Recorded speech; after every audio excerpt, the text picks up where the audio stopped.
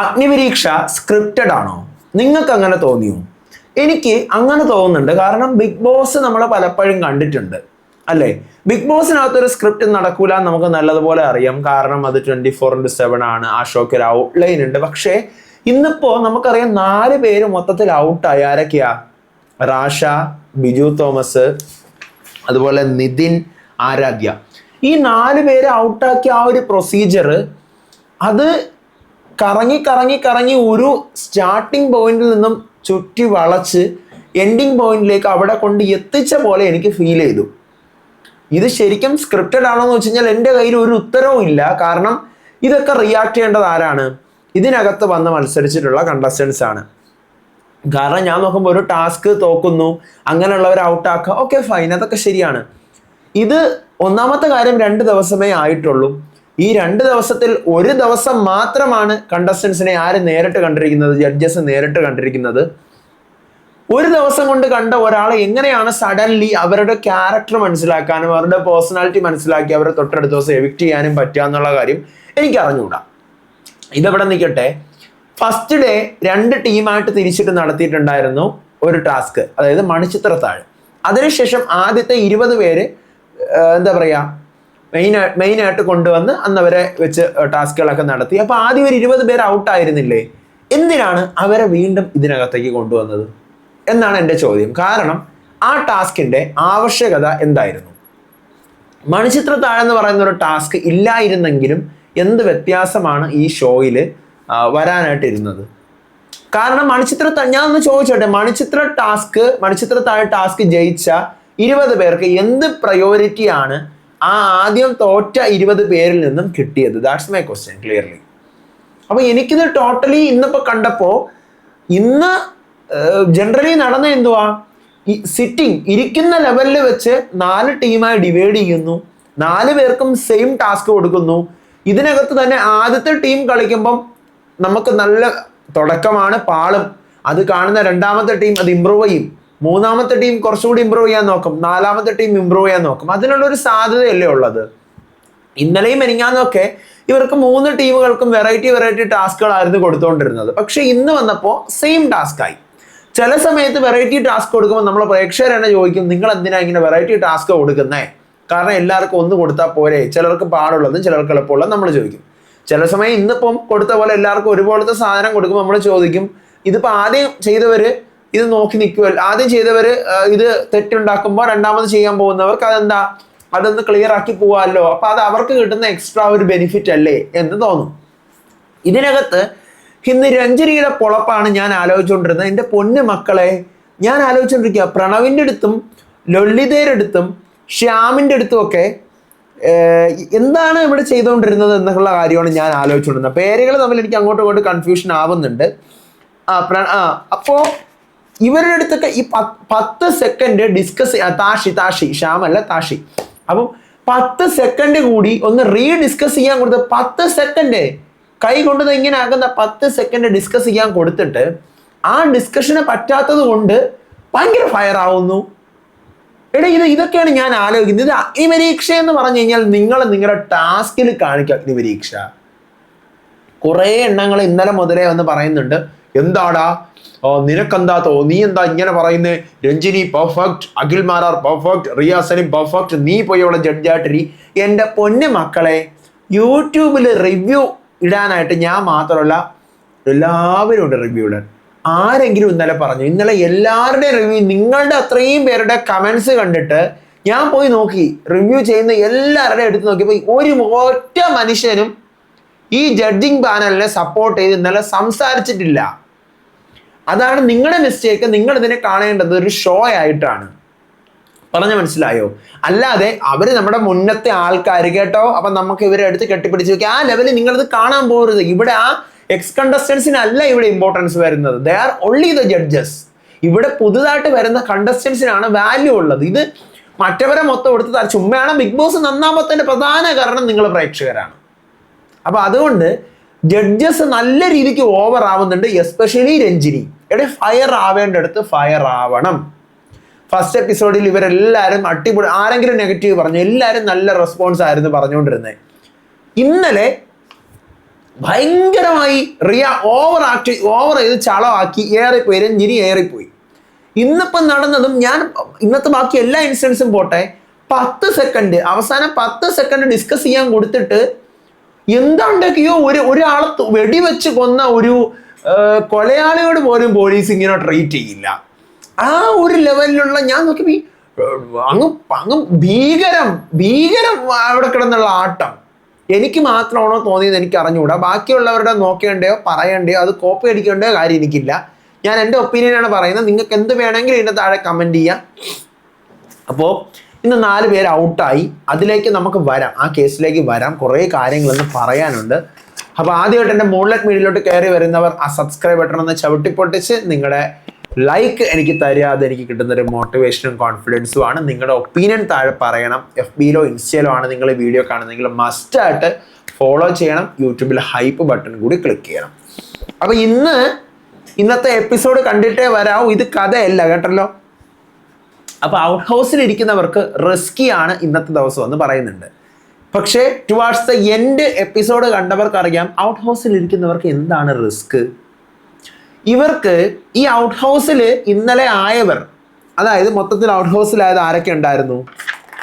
Out ഹൗസിലായിട്ടുള്ള കണ്ടസ്റ്റൻസിന് അവർക്ക് ഇന്ന് captain ആവാൻ മാത്രം പറ്റിയില്ല. വേറെ എന്തെങ്കിലും പ്രശ്നം അവർക്ക് പറ്റിയോ? ക്യാപ്റ്റൻ ആവാൻ പറ്റിയില്ല. ഇന്നിപ്പം 4 ടീമായിട്ട് തിരിച്ചു വന്ന ഉടനെ തന്നെ 4 ടീമായിട്ട് തിരിച്ചു. ലാലേട്ടൻ്റെ ഒരു എന്താ പറയുക, നിങ്ങൾ പെർഫോം ചെയ്യണം, എനിക്ക് ബിഗ് ബോസിൽ ഇഷ്ടപ്പെട്ട കുറേ ടാസ്കുകൾ ഞാൻ പറഞ്ഞിട്ടുണ്ടെന്ന്. അപ്പം ഞാനത് കേട്ടപ്പം ലാലേട്ടന് ഇഷ്ടപ്പെട്ട ടാസ്ക് നന്നായിരിക്കും എന്നുള്ളൊരു മനോഭാവമായിരുന്നു എനിക്ക്. ദെൻ ഇവരിയ്ക്കുന്ന 2 റോ ആയിട്ടാണ് ഇവരിയ്ക്കുന്നത്. 2 റോ 2 സൈഡിൽ. അപ്പം 2 4 റോ. ഈ റോ കണക്കിന് ഓരോരുത്തരെ ഓരോ ടീമാക്കി മാറ്റി. 10 പേരുള്ള ടീമാണ്.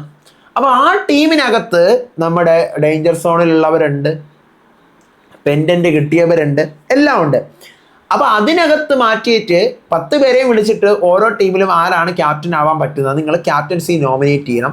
പക്ഷേ ഡേഞ്ചർ സോണിൽ ഓരോ ടീമിനകത്തും ഉള്ളവർ അവരെ നോമിനേറ്റ് ചെയ്യാൻ പറ്റത്തില്ല. നിങ്ങൾ വേറൊരാളുടെ പേര് പറയണമെന്ന് പറയുകയാണ്. അപ്പം ആ ഒരു ക്യാപ്റ്റൻസി മാത്രമാണ് ആർക്ക് കിട്ടാത്തത്? ഡേഞ്ചർ സോണിൽ ഇരുന്നവർക്ക് കിട്ടാത്തത്. പറഞ്ഞത് മനസ്സിലായോ? അപ്പോൾ അങ്ങനെ 4 ടീമായിട്ട് തിരിക്കുന്നതിൽ ആദ്യത്തെ ടീമിൻ്റെ ക്യാപ്റ്റൻ താഷി ആവുന്നു. താഷിക്ക് ഓൾറെഡി ഇൻഫിനിറ്റി പെൻഡൻറ്റും കൂടി ഉണ്ട്, മറക്കരുതേ. അടുത്ത് രണ്ടാമത്തെ ടീമിൻ്റെ ക്യാപ്റ്റൻ പ്രണവ് ആവുന്നുണ്ട്. പ്രണവിനും ഇൻഫിനിറ്റി പെൻഡൻ്റ് ഉണ്ട്. മൂന്നാമത്തെ ടീമിൻ്റെ ക്യാപ്റ്റൻ അഭിരാം ആവുന്നു. അഭിരാമിന് ഇൻഫിനിറ്റി പെൻഡൻ്റ് ഇല്ല. റിയാസ് അവിടെ കയറി ചൊറിയുന്നുണ്ട്. ഇന്നാണ് എനിക്ക് കാര്യം എന്താണെന്ന് മനസ്സിലായത്. കാരണം അഭിരാം 2 ജെൻഡർ സ്ക്വാഡിൻ്റെ ആളാണ്. ആരാണും പെണ്ണും ഈ 2 ജെൻഡറേ ഉള്ളൂ എന്ന് വിശ്വസിക്കുന്ന ആളാണ്. അപ്പം എൻ്റെ ടീമിലെ എല്ലാവരെയും ഞാൻ ഒരുപോലെ ട്രീറ്റ് ചെയ്യും എന്നുള്ള അഭിരാമിൻ്റെ ഡയലോഗിനെ റിയാസ് എടുത്ത് ക്വസ്റ്റ്യൻ ചെയ്യുന്നുണ്ട്.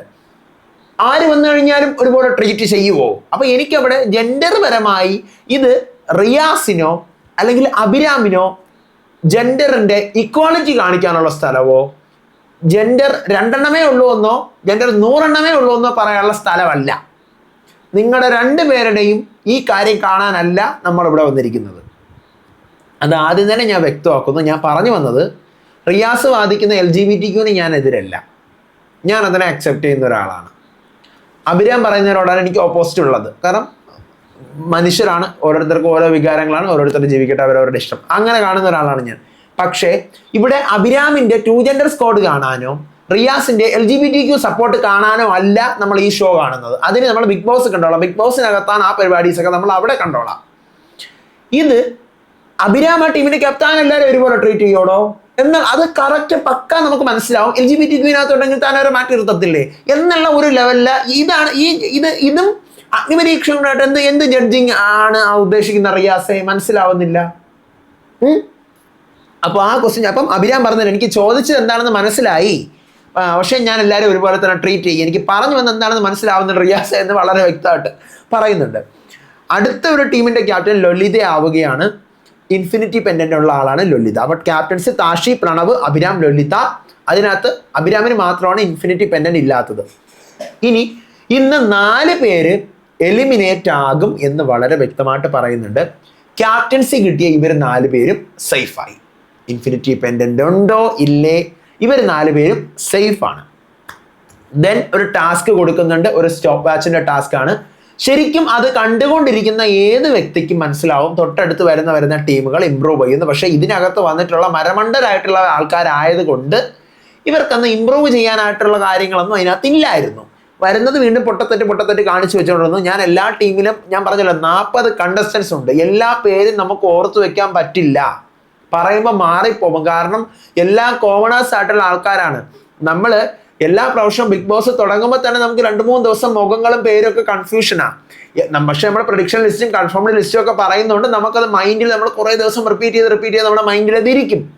ഇതങ്ങനെ ഇരിക്കത്തില്ല. അപ്പം അതുകൊണ്ട് ടീം 1-ലെ ഫസ്റ്റ് ടീം കളിക്കാൻ പോകുമ്പോൾ ആ ഗെയിം തൊലയ്ക്കുന്നതേ ആസിയ എന്ന് പറഞ്ഞ കണ്ടസ്റ്റന്റ് ആണ്. അപ്പം ഇന്ന് ഔട്ടാക്കണമായിരുന്നെങ്കിൽ ആസിയ ആയിരുന്നു പിടിച്ച് ഔട്ടാക്കേണ്ടിയിരുന്നത്. കാരണം ആസിയാണ് ആ ഗെയിം തൊലയ്ക്കുന്നത്. 2-3 തവണ പ്രസ് ചെയ്ത് ബാക്കിയുള്ളവരുടെ ടൈം ഫുള്ള് തെറ്റിക്കുകയാണ്. അത് മൊത്തത്തിൽ 10 പേര് ടീമിലുണ്ടെങ്കിൽ ആ 10ാമത്തെ ആള് പ്രസ് ചെയ്യാം മാറ്റാം. ഒരാൾക്ക് ഒരു തവണ പ്രസ് ചെയ്യാം, ഒരു തവണ സ്റ്റോപ്പ് ചെയ്യാം, ഒരു തവണ സ്റ്റാർട്ട് ചെയ്യാം. അപ്പോൾ അത് നിർത്തുമ്പോൾ ഫൈനൽ നിർത്തുന്ന പേഴ്സൺ നിർത്തുമ്പോൾ 60 സെക്കൻഡ് ആയിരിക്കണം എന്നാണ് പറയുന്നത്. ആസിയ കാരണമാണ് ആ ടീം തോക്കുന്നതെന്ന് എനിക്ക് പറയാൻ പറ്റത്തുള്ളൂ. ഇല്ലെങ്കിൽ അവർ കുറച്ചും കൂടി ഒന്ന് മെച്ചപ്പെട്ട് വന്നേനെ, അല്ലെങ്കിൽ ഒരു ഐഡിയ അവർക്ക് കറക്റ്റ് കിട്ടിയേനെ. എന്നിട്ട് ആസിയക്ക് ഇന്ന് വല്ലതും പറ്റുമോ? ആസിയക്കൊന്നും പറ്റിയിട്ടില്ല. അപ്പം ആ ടീമിൻ്റെ പ്ലാനിങ് എന്താണെന്നുള്ള കാര്യം സെക്കൻഡ് ടീമിന് മനസ്സിലായിട്ടുണ്ട്. ഇവർക്ക് 1 മിനിറ്റാണ് അവിടെ പ്ലാൻ ചെയ്യാനായിട്ടുള്ള സമയം കൊടുക്കുന്നത്. പക്ഷേ നമ്മൾ മനസ്സിലാക്കാനുള്ളൊരു കാര്യം എപ്പിസോഡിൽ വളരെ വ്യക്തമായിട്ടുണ്ട്. ടീം 1-ന് 1 മിനിറ്റ് അവിടെ പ്ലാൻ ചെയ്യാൻ കൊടുത്ത് അവരത് ഇവിടെ കളിച്ച് കഴിഞ്ഞ് ഫെയിൽ ആകുമ്പോൾ ടീം 2ഉം 3ഉം 4ഉം ഒക്കെ അവിടെ ഇരിക്കുവാണ്, സ്റ്റേജിൽ സൈഡിലായിട്ടിരിക്കുക. അപ്പോൾ അവരൊക്കെ ഓട്ടോമാറ്റിക്കലി അങ്ങോട്ടും ഇങ്ങോട്ടും സംസാരിക്കുന്നുണ്ട്, പ്ലാൻ ചെയ്യുന്നുണ്ട്. ജഡ്ജസ് അത് പറഞ്ഞ് നിർത്തുന്നില്ല. നിങ്ങൾ നിർത്തൂ, നിങ്ങൾ സംസാരിക്കരുത്, നിങ്ങൾക്ക് പ്ലാൻ ചെയ്യാൻ നമ്മൾ സമയം തരാമെന്ന് അവരങ്ങോട്ടും ഇങ്ങോട്ടൊക്കെ നല്ല രീതിയിൽ അങ്ങോട്ടും ഇങ്ങോട്ടും പ്ലാൻ ചെയ്യുന്നുണ്ട്. ഇനി ഈ ടാസ്കിലുള്ള ഒരു മിസ്റ്റേക്ക് എന്ന് പറഞ്ഞു കഴിഞ്ഞാൽ ആ സ്റ്റോപ്പ് വാച്ച് കറക്റ്റ് വർക്കിംഗ് അല്ല. പ്രസ് ചെയ്യുന്ന സമയത്ത് ചില സമയം അത് ഓണാവും, ചില സമയം അത് അനങ്ങാതെ ഫ്രീസ് ആയിരിക്കും. അതിൻ്റെ ആ ടാസ്കിൻ്റെ ഒരു മിസ്റ്റേക്ക് ഇന്ന് പലരുടെയും എവിക്ഷന് കാരണമായിട്ടുണ്ട്. ഓക്കെ, ഇനി അപ്പം അങ്ങനെ ആ ടീം ഏതാണ്ട് 44.75 സെക്കൻഡ്സ് ആണ് എടുക്കുന്നത്. മൊത്തം കഴിയുമ്പോൾ 44.75 ആവുന്നു. ദെൻ ടീം 2ലേക്ക് വരാം. അവരതിനകത്ത് സ്റ്റോപ്പ് ചെയ്ത് വെച്ചിട്ടായിരുന്നു കറങ്ങിക്കൊണ്ടിരുന്നത്. അപ്പോൾ അഖിൽമാരാറെ വിളിച്ച് പറയുന്നുണ്ട് എന്തോ ഒരു മിസ്റ്റേക്ക് പരിപാടി ചെക്ക് ചെയ്യാന്ന്. ഒരു തവണ അലേർട്ട് കൊടുക്കുന്നുണ്ട്. അവർ 42.62 സെക്കൻഡ്സ്. ഇവർക്ക് പറ്റുന്ന തെറ്റ് ഇവർ സ്റ്റോപ്പ് ചെയ്ത് വെക്കുന്നതാണ് ഇവർക്ക് തെറ്റ് പറ്റാനുള്ള മെയിൻ കാരണം. അടുത്ത് ടീം 3ലേക്ക് വരുമ്പോൾ ആദ്യത്തെ ടീമിന് തെറ്റ് പറ്റിയത് ഓർക്കണം. ആസിയ ഫസ്റ്റ് ഒരു പേഴ്സൺ തെറ്റ് കാണിച്ചപ്പോൾ മൊത്തം തെറ്റി, 3-4 തവണ തട്ടിയപ്പോൾ തെറ്റി. രണ്ടാമത്തെ അവിടെ തെറ്റ് പറ്റിയത് ഒരു തവണ പ്രസ് ആക്കിയപ്പോൾ ആയില്ല. അപ്പോൾ പിന്നെ പ്രസ് ചെയ്തപ്പോഴത്തേക്കും സ്റ്റാർട്ട് എന്നുള്ള സ്റ്റോപ്പായി. അവരുടെ കാൽക്കുലേഷൻ ഫുള്ള് തെറ്റി. അതായത് പ്രണവിൻ്റെ ടീം. ദെൻ മൂന്നാമത്തെ ടീം അഭിരാമിൻ്റെ ടീം വന്നപ്പോൾ സംഭവിച്ചത്, ഇതിനകത്ത് ഷാനോ അവസാനം ഇത്ര സെക്കൻഡ്സ് കൊണ്ടുപോട്ടെ, എല്ലാവർക്കും ഓരോ സെക്കൻഡ്സ് വെച്ച് അടിച്ച് എല്ലാവരും ഓരോ സെക്കൻഡ് കാൽക്കുലേറ്റ് ചെയ്ത് അടിച്ചിട്ട് ഷാനോ മാക്സിമം സെക്കൻഡ്സ് കൊണ്ടുപോകും എന്നൊരു ധാരണ ഇവരുണ്ടാക്കി വെച്ചു. ആ ധാരണ അട്ടപ്പെട്ടല്ല മൂഞ്ചി വേസ്റ്റ് ടീമായിട്ട് മാറി. ടീം 3 33 സെക്കൻഡ്സ് ആണ് ഇവർക്ക് ടോട്ടലി 60 അടുപ്പിച്ചെത്തിക്കണം. ഇവർക്ക് 33.96 എത്തിയത്. മറ്റവര് 42.62 എത്തി സെക്കൻഡ് ടീം. ഫസ്റ്റ് ടീം 44.75 എത്തി. അപ്പൊ ഇതെല്ലാം വീക്ഷിച്ചിരുന്ന് ടീം 4-നകത്തും കുറെ മിസ്റ്റേക്കുകൾ പറ്റി. പക്ഷെ എന്നിരുന്നാലും അവര് ലക്കെല്ലാം വെച്ചും അല്ലെങ്കിൽ അവസാനം രാകേഷിന്റെ ബുദ്ധി എന്നൊക്കെ പറയാം. രാകേഷ് നല്ല പൊളപ്പനായിട്ട് ആൾക്കാരുടെ മനസ്സിൽ കയറുന്നുണ്ട്. നല്ല രീതിയിൽ പുള്ളിക്കാരൻ്റെ ഫോട്ടോ കൊച്ചി സംസാരം, ആ ഒരു ടാസ്കിലുള്ള മികവുറ്റ പ്രകടനം, ഇതെല്ലാം വെച്ച് മിക്കവാറും പുള്ളി സെലക്ട് ആവാനുള്ള എല്ലാ സാധ്യതയും കാണുന്നുണ്ട്. കാരണം വൈബ് ഓൺ ആയ ഒരു മനുഷ്യനാണ്. അതിനകത്ത് ഇവർ കളിച്ച് വരുമ്പോൾ ടീം എയെ ക്രോസ് ചെയ്യും എന്നൊരു പോയിന്റ് എത്തുമ്പോൾ പൂജ അവിടെ നിർത്തി മതിയാക്കളെ നിർത്തിയിട്ട് പോടെ എന്ന് പറഞ്ഞിട്ട് പൂജയുടെ അഹങ്കാരം എന്ന് പറഞ്ഞു കഴിഞ്ഞാൽ പീക്കാണ്. കാരണം ഒരാൾ ടാസ്ക്, ബാക്കിയുള്ളവർ സെക്കൻഡ് ടീം ടാസ്ക് ചെയ്യുമ്പോഴും തേർഡ് ടീം ടാസ്ക് ചെയ്യുമ്പോഴൊക്കെ സമയം പറഞ്ഞൊക്കെ തെറ്റിക്കുന്നുണ്ട്, അതൊക്കെ സ്വാഭാവികം. ഇത് നിർത്തിയിട്ട് പോടെ എന്ന് what A dash type of എന്താ പറയാ ഇൻസൾട്ടിങ് ആണ് ആ സാധനം. നിങ്ങൾക്ക് ജയിക്കാൻ വേണ്ടി ഇങ്ങനെയാണോ ബാക്കിയുള്ളവരെ നിങ്ങൾ തോപ്പിക്കേണ്ടത്? പൂജ ഭയങ്കര ഓവറാണ് കേട്ടോ. അത് അപ്പം തന്നെ അഖിൽമാരാറ് അടപ്പിച്ച മറുപടി കൊടുക്കുന്നവരെ പൂജ വന്നത് മുതൽ തുടങ്ങിയതാണ് എന്നുള്ള കാര്യം പറയുന്നുണ്ട്. അങ്ങനെ ആ ടീം രാകേഷിന്റെ ടീം 51 സെക്കൻഡ്സ് എത്തുന്നുണ്ട്. 60 ആണ്, അപ്പൊ അവർ 51 വരെ എത്തുന്നു. അങ്ങനെ ആരുടെ ടീം ജയിക്കുന്നു? ടീം 4 ജയിക്കുന്നു. ടീം 4-ലുള്ള എല്ലാവരും സേവ് ആവുകയാണ്. ടീം 4-ലെ എല്ലാവരും സേവ് ആകുന്നു. പക്ഷേ ഏറ്റവും ലീസ്റ്റ് ആയിട്ട് പെർഫോമൻസ് ചെയ്തത് ടീം സി ആണ്. അവരാണ് ടാസ്കിൽ തോറ്റവർ. ഈ ടാസ്കിൽ തോറ്റിട്ടുള്ള ഈ ടീമിനകത്ത് ഓൾറെഡി 3 ഇൻഫിനിറ്റി പെൻഡന്റ് കിട്ടിയിട്ടുള്ള ആൾക്കാർ ഉള്ള ടീമാണ് ഈ ടീം.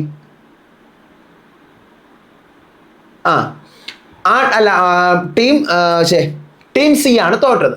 ഈ ടീം സിക്കകത്ത് 2 പേർക്ക് ഇൻഫിനിറ്റി പെൻഡന്റ് ഉണ്ടായിരുന്നു, പ്രണവിനും ഷിജുലാലിനും ഉണ്ടായിരുന്നു. അപ്പൊ ഇവർ ഈ ടാസ്കിൽ തോറ്റത് കൊണ്ട് തന്നെ പ്രണവിന്റെയും ഷിജുലാലിന്റെയും എന്ത് പോകുന്നു, ഇൻഫിനിറ്റി പെൻഡന്റ് ഇവർക്ക് നഷ്ടമായിട്ട് പോകുന്നുണ്ട്. അതും ഓക്കെ, ഇതൊക്കെ നമുക്ക് ഓക്കെ ഫൈൻ, നല്ല രസമുണ്ടായിരുന്നു, ആ സാധനം എനിക്ക് ഇഷ്ടപ്പെട്ടു, ആ കൺസെപ്റ്റ് കൊള്ളായിരുന്നു, ഇത് എവിടേക്കാണ് കറങ്ങി വരുന്നതെന്ന് ഞാൻ പറഞ്ഞുതരാം. ദെൻ അതിനുശേഷം ബാക്കി ആരുടെയൊക്കെ കയ്യിലാണോ ഇൻഫിനിറ്റി പെൻഡൻസ് ഉള്ളത് അവർക്ക് എല്ലാവർക്കും കൂടി ചേർന്നിട്ട്, അതായത് ടീം വൈസ് അല്ല, ബാക്കി ആദ്യത്തെ ദിവസം നമുക്കറിയാം 3 പേർക്ക് ഇൻഫിനിറ്റി പെൻഡന്റ് കിട്ടി, രണ്ടാമത്തെ ദിവസം 5 പേർക്ക് ഇൻഫിനിറ്റി പെൻഡന്റ് കിട്ടി. അപ്പോൾ ടോട്ടലി 5 3 8 പേർക്ക് കിട്ടി. ഈ 8 പേരിൽ ടീം സിയിൽ ഉണ്ടായിരുന്ന 2 പേരുടെ ഇൻഫിനിറ്റി പെൻഡന്റ് ഇപ്പൊ പോയി. ബാക്കി എത്ര പേർക്കുണ്ട്? 6 പേർക്കുണ്ട്. ഈ 6 പേർക്കും കൂടി വന്നിട്ട് ബാക്കി 3 ടീമുകളിൽ നിന്നും, അതായത് ഇപ്പൊ ജയിച്ച ടീം അല്ലാതെ ബാക്കി 3 ടീമുകളിൽ നിന്നും ഒരാളെ എന്ത് ചെയ്യാം, എടുത്ത് ഇതിനകത്തേക്ക് ഇടാം. ഏതിനകത്തേക്ക്? നമ്മുടെ ഡേഞ്ചർ സോണിലത്തേക്ക് ഇടാം എന്ന് പറയുകയാണ്. എന്തായാലും ടീം സീഡിൽ നിന്ന് കുറച്ച് പേര് ഔട്ട് ആവുമെന്ന് പറഞ്ഞിട്ടുണ്ട്. അതിന്റെ കൂട്ടത്തിൽ ഒരാളെ കൂടി ബാക്കി 3 ടീമുകളിൽ നിന്നും എന്ത് ചെയ്യാം, എടുത്ത് ഇടാമെന്ന് വളരെ വ്യക്തമായിട്ട് പറയുന്നുണ്ട്. അതോടൊപ്പം തന്നെ ഈ തോറ്റ ടീമിന്റെ ക്യാപ്റ്റൻ എന്ന് പറയുന്നത് അഭിരാമാണ്. അപ്പൊ ഓൾറെഡി തന്നെ പറഞ്ഞിട്ടുണ്ട് ക്യാപ്റ്റന് ഇന്ന് എലിമിനേറ്റ് ആവത്തില്ല. അപ്പൊ അഭിരാം എന്താവുന്നു, അതിന് സേവ് ആവുന്നു. അപ്പൊ ആ പൊസിഷനിലേക്കാണ് എന്ത് ചെയ്യേണ്ടത്, ഒരാളെ പൊക്കി ബാക്കിയുള്ള പെൻഡൻസ് ഉള്ളവർ ഇടേണ്ടത്. ഇവർക്ക് 1 മിനിറ്റ് സമയമാണ് കൊടുക്കുന്നത്, 1 മിനിറ്റ് സമയം. അപ്പോ ഇവരെല്ലാരും കൂടി കുറച്ച് പേര് പൂജയെ തീരുമാനിക്കുന്നു, കുറച്ച് പേര് അഫിയാനാസിനെ തീരുമാനിക്കുന്നു. അങ്ങനെ 1 മിനിറ്റ് സമയമാണ് ഡിസ്കഷന് കൊടുക്കുന്നത്, ആരെ ഔട്ടാക്കാന്നുള്ളത്. പൂജയ്ക്ക് റെസ്പെക്റ്റ് ഇല്ല, ഇറിറ്റേഷൻ ആണ്, ഭയങ്കര ഓവർ ആണെന്നൊക്കെ പറയുന്നു. അപ്പോൾ രഞ്ജിനി എന്തുവാണ്, നിങ്ങൾക്ക് ഒരു ടീം ഡിസ്കഷൻ ഇല്ലേ, നിങ്ങൾ 3 പേര് ക്യാപ്റ്റൻസ് ഒക്കെ ഉള്ളതല്ലേ എന്നൊക്കെ ചോദിച്ചുകൊണ്ട് വീണ്ടും പറഞ്ഞു, നിങ്ങൾക്ക് ഒരു 10 സെക്കൻഡ്സ് കൂടി ഞാൻ സമയം തരാം, 10 സെക്കൻഡ്സിനകത്ത് നിങ്ങൾ തീരുമാനിക്കുക ആരാണെന്നുള്ള കാര്യം എന്നിങ്ങനെ പറയുകയാണ്. അപ്പോൾ 10 സെക്കൻഡ് കൊടുത്ത് ഒരു 10 സെക്കൻഡ് കൊണ്ട് അവർക്ക് എന്തോ പറയാനാടേ. അപ്പൊ ഈ 10 സെക്കൻഡ് കൊണ്ട് ഒന്നും ആവത്തോണ്ട് അപ്പം വീണ്ടും അഫിയാന രണ്ട് വോട്ടാണ്, ഇതാണ് അഫിയാന, ഇതാണോ മെജോറിറ്റി എന്ന് പറഞ്ഞൊരു രഞ്ജിനി അങ്ങ് എൻ്റെ പൊന്നെ എനിക്ക് അറിഞ്ഞൂടെ. രഞ്ജിനിയുടേത് സീസൺ 1 ആയിരുന്നു. രഞ്ജിനി അതിനകത്ത് എല്ലാവർക്കും ഇഷ്ടമാണ്.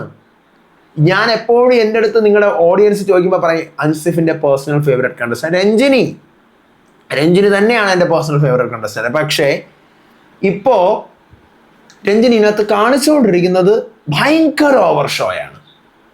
ഈ 10 സെക്കൻഡ് കൊടുത്തിട്ടാണ് ഇത്രയും അവിടെ കിടന്ന് ആടുന്നത്.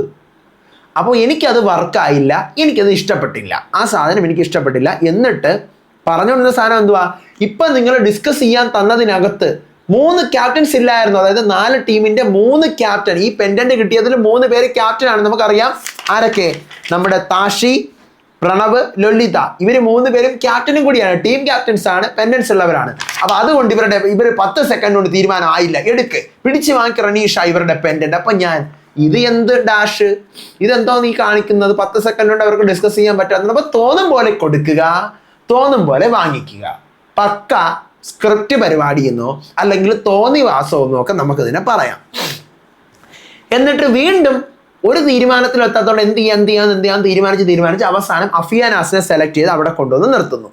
ഇനിയാണ് ഇപ്പൊ മൊത്തം 10 പേരായി. ആ ടീം സിയിലെ 9 പേരും അഫിയാനാസും കൂടെ ചേർത്ത് 10 പേര്. ടീം സിയിൽ ആരൊക്കെയാണുള്ളത്?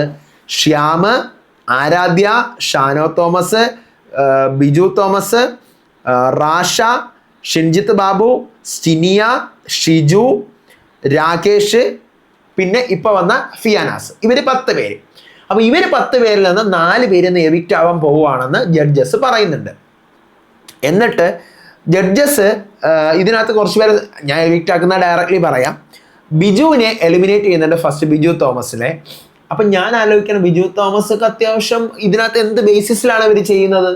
അല്ലെങ്കിൽ ഈ ടാസ്ക് തൊലച്ച ആൾക്കാരെ വേണമായിരുന്നു ഇവരെന്ത് ചെയ്യേണ്ടത്, എലിമിനേറ്റ് ചെയ്യേണ്ടത്. പക്ഷെ ഈ ടാസ്ക് തൊലച്ച ആള് ബിജു അല്ല. ഒരിക്കലും ബിജു അല്ല. കാരണം ബിജു അതിനകത്ത് ഈ ടാസ്ക് കഴിയുമ്പോൾ നിങ്ങൾ എന്ത് കോപ്പാണ് ചെയ്തിരിക്കുന്നത് എന്നൊക്കെ രഞ്ജിനി ചോദിച്ചപ്പോഴത്തേക്കും ബിജു പറഞ്ഞിട്ടുണ്ട് ഞാൻ പറഞ്ഞിരുന്നു, ഇവർ കേട്ടില്ല, ഞാൻ കറക്റ്റായിട്ട് പറഞ്ഞതാണ് ഓരോരുത്തർക്ക് 5 സെക്കൻഡ് വെച്ച് അല്ലെങ്കിൽ 6 സെക്കൻഡ് വെച്ച് കൊടുക്കാന്ന് പറഞ്ഞിട്ട് ഇവർ കേട്ടില്ല എന്നുള്ള കാര്യം ബിജു വളരെ വ്യക്തമായിട്ട് പറഞ്ഞതാണ്. അപ്പൊ അങ്ങനെ ഒപ്പീനിയൻസ് പറഞ്ഞിരുന്ന ബിജുവിനെ എവിക്റ്റ് ആക്കിയത് എനിക്ക് ഭയങ്കര അൺഫെയർ ആയിട്ട് ഫീൽ ചെയ്തു. രണ്ടാമത്തെ കേസ് ആരാധ്യ എവിക്റ്റ് ആക്കിയത് എനിക്കൊന്നും പറയാനില്ല. കാരണം ആരാധ്യ എന്ന് പറയുന്ന വ്യക്തിയെ ഞാൻ ഇന്നലെയോ മെനിങ്ങാന്നോ അതിന്റെ തലേന്ന് ഒന്നും കണ്ടിട്ടില്ല. എന്താ ആരാധ്യ വന്നെങ്കിലും ഫുൾ സൈലന്റ് ആയിരുന്നു, മൊത്തത്തിൽ സൈലന്റ് ആയിരുന്നു ആരാധ്യ. അടുത്ത് നിതിൻ എസ് ദാസ്. നിതിന്റെ കേസ് പറയുമ്പോൾ അത്യാവശ്യം ആക്റ്റീവ് ആകേണ്ടടുത്തൊക്കെ നിതിൻ ആക്റ്റീവ് ആയിരുന്നു. എന്നിട്ടും നിതിൻ്റെ നിന്നും കിട്ടേണ്ട പൊട്ടൻഷ്യൽ കിട്ടിയില്ല. നിതിൻ ഹൈഡായി പോയി എന്ന് പറഞ്ഞുകൊണ്ട് നിതിനെയും പിടിച്ചോ എവിക്റ്റ് ചെയ്ത് വിട്ടു. അടുത്ത് റാഷയും അഫിയാനാസും കൂടെ സംസാരിക്കുന്നു. ഏത് പട്ടിക്കും കണ്ടാൽ മനസ്സിലാകും റാഷയിലും അഫിയാനാസിലും ഭയങ്കര വീക്ക് അഫിയാനാസ് ആണെന്നുള്ള കാര്യം. അഫിയാനാസിനെ കൊണ്ട് ഹെൽത്ത് വൈസ് പറ്റുന്നില്ല, ടാസ്ക് കളിക്കാൻ പറ്റുന്നില്ല, ഭയങ്കര ബുദ്ധിമുട്ടാണ്. റാഷ ആ കണക്ക് വെച്ച് നോക്കുമ്പോൾ റാഷ വായെങ്കിലും തുറക്കുന്നുണ്ട്. അപ്പം എന്നിട്ട് റാഷയെ പിടിച്ച് എവിക്റ്റ് ആക്കുന്നു. ഇപ്പം ഔട്ടായ റാഷ പറയുന്നുണ്ട് ഞാൻ അവിടെ ബ്ലെയിം ചെയ്യും, ക്യാപ്റ്റൻ ആണ് അങ്ങനെ ആക്കിയത്, നമ്മുടെ ടീമിന്റെ ക്യാപ്റ്റൻ അഭിരാമാണ് അങ്ങനെ ആക്കിയത് എന്നെല്ലാം പറയുന്നുണ്ട്. എന്നിട്ട് റാഷയെ പിടിച്ച് എവിക്റ്റ് ആക്കി വിടുന്നുണ്ട്. പക്ഷെ ഇവർക്കൊക്കെ ഇനി ഡയറക്റ്റ് ബിഗ് ബോസിലോട്ട് കയറാനുള്ള ഓപ്ഷൻസിലേക്ക് എന്താ പറയുക ശ്രമിക്കാം എന്ന് പറയുന്നുണ്ട്. അനിമരീക്ഷയിലോട്ട് ഇവർക്ക് ഇനി വരാൻ പറ്റത്തില്ല. ചിലപ്പോൾ ബിഗ് ബോസിലോട്ട് വരാൻ പറ്റുമായിരിക്കും എന്നാണ് പറയുന്നത്. ബാക്കി ശ്യാം, ഷാനോ തോമസ്, പിന്നെ ഷിൻജിത്ത് ബാബു, സ്റ്റിനിയ, അടുത്ത ഷിജുലാല്, ഇവരൊക്കെ രാകേഷിനെയൊക്കെ സേവ് ആക്കുന്നുണ്ട്. ബാക്കി 6 പേരെ സേവ് ആക്കിയിട്ട് ഇവർ 4 പേരെ എവിക്റ്റ് ആക്കുവാണ്. Totally unfair. ഇതിനകത്ത് ആരാധ്യയുടെ എവിക്ഷൻ ഒഴിച്ച് എനിക്ക് ബാക്കി 3 പേരുടെ എവിക്ഷനിൽ ഭയങ്കര അൺഫെയർ ആയിട്ടാണ് ഫീൽ ചെയ്തത്. ഇതിനകത്ത് സത്യം പറഞ്ഞു കഴിഞ്ഞാൽ എവിക്റ്റ് ആക്കി വേണ്ടിയിരുന്നത് ഈ ടാസ്ക് തൊലച്ച് ഡേഞ്ചറിലാക്കിയത് ഷാനോ തോമസ്. ഈ ടാസ്കിന് പ്ലാനിങ് ഇല്ലാതെ മൊത്തത്തിൽ അടപടലം മൂഞ്ചിച്ചത് ആര്? അഭിരാമ. പക്ഷെ അഭിരാം ക്യാപ്റ്റൻ ആണെന്ന് ചെയ്യാൻ പറ്റില്ല. അത് ഓൾറെഡി ഇവർ ടാസ്ക് തുടങ്ങുന്നതിന് മുന്നേ പറഞ്ഞ കാര്യം തന്നെയാണ്. സ്റ്റിനിയ എന്നും ഈ ടാസ്കിൽ വിസിബിൾ പോലും ആയിരുന്നില്ല. അപ്പം അങ്ങനെ അപ്പം ഞാൻ നോക്കുമ്പോൾ എന്തൊക്കെയാണ് അവർ ചെയ്യുന്നേ, എന്താ ഇത് എന്നൊരു മൈൻഡ് സെറ്റ് ആയിപ്പോയി എനിക്ക്.